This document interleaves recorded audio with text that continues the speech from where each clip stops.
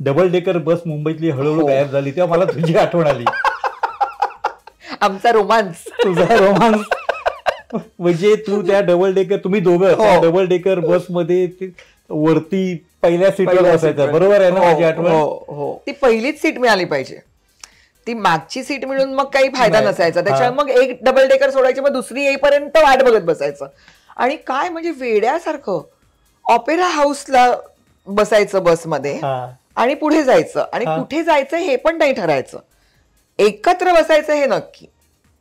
तर त्याच्यामुळे ते असं म्हणतात ना की मंजिल से ज्यादा सफर में इंटरेस्ट असं होतं आमचं. कुठे जायचं ते ठरलेलं नसायचं, पण बसमध्ये बसायचं. माझं बालपण कधीच मुंबईत गेलं नव्हतं. सुमितला काय डबल डेकर त्यांनी जन्मापासून बघितली होती, पण मी पहिल्यांदा बघत होते ना, त्याच्यामुळे मला त्याचं भारी कुतूहल असायचं. आणि मला असं वाटायचं की हे फार भारी आहे, आणि त्याला वाटायचं बरं हिला टॅक्सीतून फिरवण्यापेक्षा स्वस्तात आहे गर्लफ्रेंड आपली. आणि मग आम्ही कुठेतरी खायला जायचो असे. आणि मग खायला गेलं ना की माझे पैसे माझ्याचकडे असायचे, माझी नाटकाची नाईट मी पूर्ण खर्च करायचे. सुमित घरात राहत असल्यामुळे सुमित आपल्या नाटकाची नाईट आपल्या आई वडिलांना जाऊन देणार, आणि तो गुणीच मुलगा आहे तो. तर मग आम्ही ना आपल्याकडे किती पैसे आहेत त्याचा आधी अंदाज घ्यायचो. आणि मग गेलो रेस्टॉरंटमध्ये की सुमित सांगायचा आज उर्दूतून वाचायचं आहे, म्हणजे पहिल्यांदा प्राईस बघायची आणि मग पदार्थ बघायचा. आणि मग कधीतरी दोघांकडे खूप पैसे असते की आज इंग्लिशमध्ये, मराठीमध्ये, ज्या भाषेत असेल त्या भाषेत वाचायचं, आज असं उलटं वाचायची गरज नाही आपल्याला.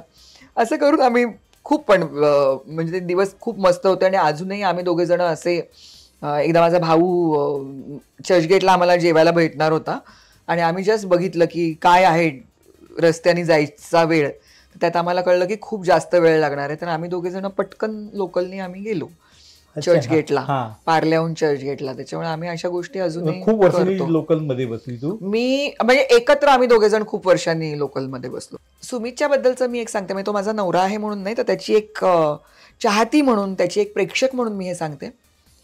सुमित हा अत्यंत सेक्युअर्ड नट आहे. त्याला कुठल्याही पद्धतीची इन्सिक्युरिटी नाही आहे, आणि त्याच्यामुळे तो मध्येच ठरवतो की मी 3 वर्ष काम करणार नाही, आणि मग येतो तो असा येतो की खूपच मस्त काहीतरी करतो. किंवा तो आता जर टेलिव्हिजन करतोय तर त्याला कितीही बाकीची आमिषं आली तरी तो टेलिव्हिजन म्हणजे टेलिव्हिजनच करेल. तो हॅमलेट नावाचं नाटक करत होता, 100 प्रयोग त्यांनी कमिटमेंट केलेली होती. त्यावेळेला त्याला कित्येक ॲड्स आल्या, त्यांनी त्या नाही केल्या, कारण त्याची ही कमिटमेंट महत्त्वाची होती. आर्थिक दृष्टिकोनातून जर बघायला गेलं तर एका प्रयोगाची नाईट आणि एका ॲडचे पैसे ह्याच्यामध्ये जमीन आसमानाचं काय, म्हणजे फारच जास्त अंतर असतं, म्हणजे पाताळ ते आकाश इतकं फरक असतो. पण तरी सुद्धा तो इतका फोकस्ड आहे, कारण त्याला माहिती असतं की त्यांनी ज्या वेळेला तो ठरवेल की मला काम करायचंय तेव्हा त्याच्याकडे उत्तमच काम येणार आहे, किंबहुना त्याच्याकडे जे काम येणार आहे ते तो उत्तमच करणार आहे. मराठी चित्रपटसृष्टीतील लेटेस्ट अपडेट्स आणि गॉसिपसाठी आमच्या चॅनेलला सबस्क्राईब करा आणि बेल आयकॉन दाबायला विसरू नका.